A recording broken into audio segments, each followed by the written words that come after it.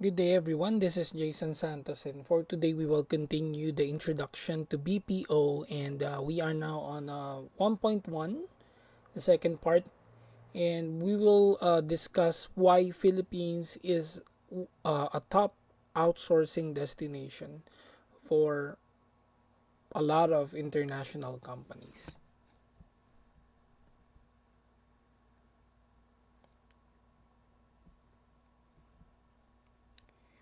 So in 2010, the Philippine Information Technology and Business Process Management, or the IT BPM industry, garnered recognition from around the world.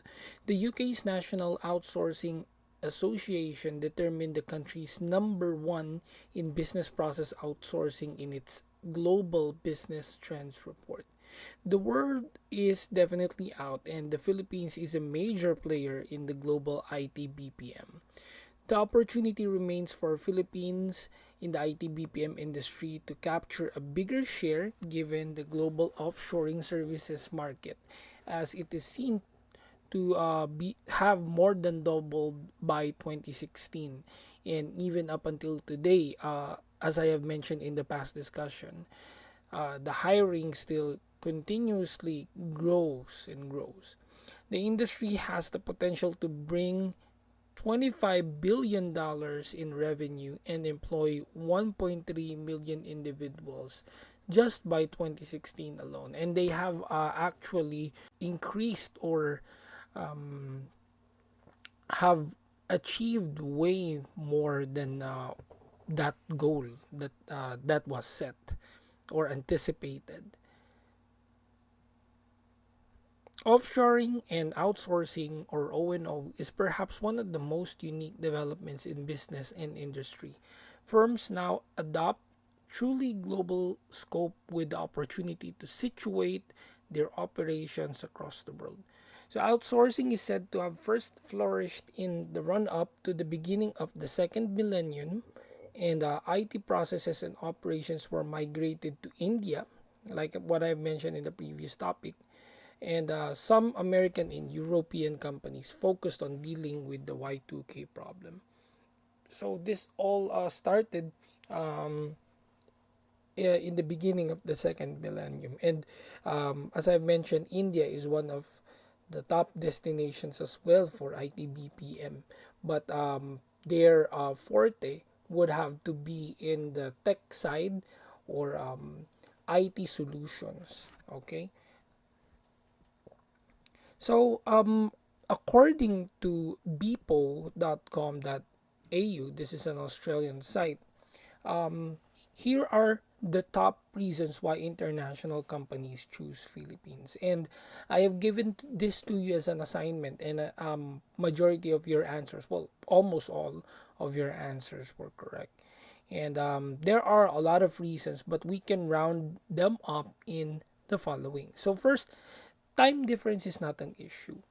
Um, well, some would probably question why is it's not an issue when most people are working on the graveyard shift or the night shift. It's not an issue in a sense that Filipinos are very flexible when it comes to working schedules. We are not like other countries or other nationalities who are very particular with um, working hours. Okay, like for example in Australia, um, it is in their culture to be working only up until 5. Okay, that's why many establishments and malls close that early. But in the Philippines, it's not an issue. As long as there's a job, we will do our best to meet that schedule. Um, and in the Philippines, BPO has offered, uh, should I say, practically around the clock shifts. Like there would be shifts at 12 a.m., 2 a.m., 3 a.m. In my experience working for BPO, I think I have already been assigned to almost all kinds of shifts, from morning to afternoon to PM to midnight. And it's not an issue because again we Filipinos are very accommodating. We are flexible in terms of this. And number two would be the English language proficiency. So this I don't need to elaborate that further. We all know that uh, historically we were colonized by Spanish and then later on by Americans, and our first teachers will be the Thomasites. That is where we have learned um, speaking in English, okay, and it was passed down to generations and generations, and that is also the reason why in Asia, Philippines is one of the countries that has this inflection and tone of neutrality, right? We don't have that thick accent. In fact, with proper training and guidance, one can actually speak as if they were an American citizen and no one would notice it. Okay, so that is also the reason why many Asian companies outsource their teaching work here. Like, for example, Korean teaching. Korean teaching um, has been one of the lucrative BPO offerings as well in the Philippines. Korean teaching, Chinese teaching, uh, and that's because they are after our language proficiency.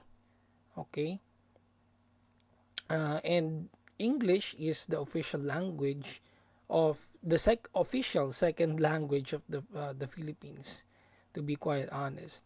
And our literacy rate is actually 562 out of 700. So that's a really high rate in terms of our passing and acceptability. And that is why many businesses prefer the Philippines as an outsourcing destination. It's because the communication is good. Okay, it is already given. If they would they would go here, they would be able to speak to majority of our locals or citizens without any issues. Number three would be highly skilled talent. Okay, so it's a popular misconception that BPO is limited to just call centers, like what I have said in the past. Uh, BPO is not limited to call centers. There are a lot of things that are associated with BPO work. Like, for example, customer service is just one, but there is also human resources, financial resources, legal transcription, software development, animation, graphic design, so on and so forth. So these jobs coming from, let's say, US or Europe are being transferred here, and one of the pluses that the rate is low, and again, going back to our second point, they won't have any problems communicated with us. Like if it's let's say animation or graphic design, the employer and the employee can talk and ensure that they are agreeing and understand what is needed and expected in the design. It's not going to be an issue because both parties understand clearly. Okay. um so yeah, so it's not limited to just call center or customer service work. Okay, Filipino employees are quite resourceful and are able to find easiest ways to carry out their assigned tasks with minimal supervision. So this is very true, especially today. Majority of us are already working at home, so you can entrust that a Filipino worker would deliver. Okay, even if they are working remotely or working at a distance. So that's number three. Number four, we have this excellent work ethic. We This is true. Okay, values integrity, loyalty, service oriented mindset. Okay, That's why a lot of Filipinos fit the customer service job because we are very polite, we are hospitable, specifically to foreigners, and that's one work ethic that many countries admire. That's also the reason why overseas Filipino workers is a thing. Okay, because they know how resilient Filipinos are. Okay, how service oriented we are. Okay, they value integrity just so much as they value time and show in it respect for individuals. Um, when you put a Filipino working with an international and diverse team, there won't you won't have any issues with the Filipino. I mean, that worker would fit with anyone. Okay, that worker would adjust. Okay, to the intricacies and differences culturally uh, between those workers. Number five, quality yet cost effective. So, this is perhaps one of the top reasons, cost effectiveness. Um, just to give you an idea, this is how our trainers back then explain it to us. Okay, one call center agent would be equivalent to eight Filipino employees. One U.S. call center agent is equivalent to paying eight. Okay, paying already eight Filipino workers. So quantity wise, uh, you are able to ensure service, okay, delivered all of the time. You can scatter those workforce because you are having more for paying the same amount of money. Okay, so that is the reason why they outsource those types of jobs here because it costs less when it's done here versus it is done onshore or in the US.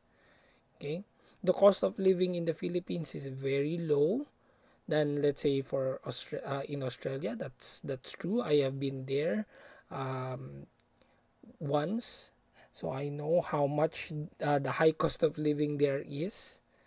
Here you can practically live with uh, probably $2 to $3 in a day's worth. Okay, and Filipinos are very frugal. Okay, so that goes to show that less is more. Okay, number six would be strong government support. Okay, while there might be some issues with the government, let's say when it comes to corruption, to the morale of the Filipino people, but the government has not failed supporting these workers, and the reason for that is that the BPO sector again contributes a lot and huge in the GDP, the overall GDP of the country. That's why the BPO sector is being pampered by the government. Okay, like what I have mentioned last time, we have this tax exemption for eco zones. Okay, it's one way of incentivizing and giving perks to your um, uh, hardest working sector, one of the hardest working sectors in the country. Okay, there are also establishment of partnership with universities, um, voucher systems from technical education and skills development or TESDA. Like you can get a BPO course, call center management course in TESDA to for free or just paying a little amount. Okay, so that's a form of a support between government agencies. There are tax and non-tax incentives, like what I've mentioned. and creation of National Information and Communication Technology Council. So, number seven, finally, is cultural compatibility. So, like what I mentioned last time, tracing the Philippines was colonial by foreign forces from Spain, United States, Japan, and Portugal, and other countries. So, as the nation that was colonized by various foreigners, Filipinos were influenced by ethical values, traditions, customs, behaviors, and ways of life that weren't originally ours.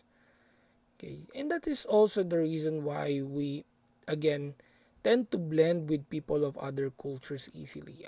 I mean, it has been ingrained in our system since we were a child. Okay, so those are the reasons why many companies outsource their offshoring and outsourcing businesses services here. So, as I have mentioned, there are actually a lot of services that are being offered, not just a contact center, but there's this back office and knowledge process outsourcing, or KPO. So, when you are assigned in back office, that means that you are not in customer service, you are not handling the front end of the business, but rather processing. You might be in the processing side, you might be working on IT, you might be working on accounting, hiring, profiling, claims, financial services, and many other things. Okay, uh, that's what back office is all about. So um, many people, when they graduate, gain skills on how to work for a back office setup, and they get employed in the BPO industry. Okay, software development. So a lot of IT graduates also work for BPO, but they are in the IT side. They develop softwares. They um, assist in maintaining and improving the software of the company. Another new branch again is the animation and game development. So this is a new and a growing area in BPO. So they have been um, comfortable and confident to outsource these types of services to us as well. A lot of social media makes us consume animation and even play games with app development in Google Play, in Huawei Gallery, so on and so forth. So these things are also being outsourced. Some of them are in the Philippines. The game development side, maintenance, design of the characters, design of the overall gameplay. And then finally we have the engineering designs. Okay, so I'm not an engineer by profession, but what we are trying to say here is that there are concepts in engineering that can be done remotely through the use of computer or aided by computer, and they pass those types of jobs to Filipinos. Okay, so even remotely, those things can be done, and Filipinos gladly accept these types of work in the form of BPO.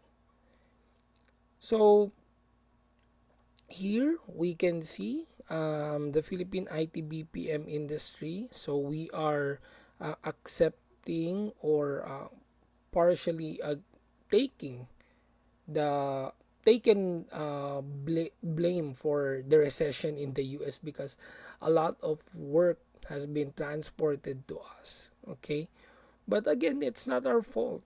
These companies are actually trying to survive and find ways on how they can cut costs, and one of those would be through outsourcing. So as you can see, a lot of our revenue are coming from jobs, from taxes and wages, and then portion of that would be the BPO work. So here you can also see the talent requirements based from the demand and supply situation by 2012 to 2013. So you can see a wide gap between the talent demand and the available talent that is being produced, and that's the reason why this course has been created, so that many graduates would be able to fill those jobs later on. The growth of IT BPM industry translating to the economic growth of the entire Philippines. So you can see here sectors highlighted in red.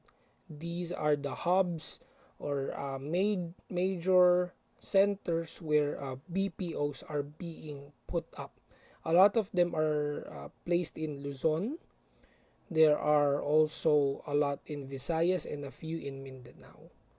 Okay, but overall, what we're trying to show here is that BPO in the country is still growing and growing. So that's it, and I would like to leave you with an assignment. This is going to be simulation and job hunting. So what you need to do is to look for a BP or call center job, but of course you will not be pushing through with this. You're just going to research. Okay, so consider that you are a new graduate aiming for an entry level in BPO. So you have to go to job opening websites, career websites like JobStreet, Indeed, LinkedIn, and many others, and then gather the following information like the name and history of the company, what is the position and job description you are planning to apply for if ever you graduate and would want to have a career in the BPO, what's the salary, what are the qualifications for that job, where is the location, and then explain why this will be your preferred company if you were given a chance to apply. So that's it. I hope you have learned something from this session. And thank you so much. Be safe and to God be all the glory. Till our next video.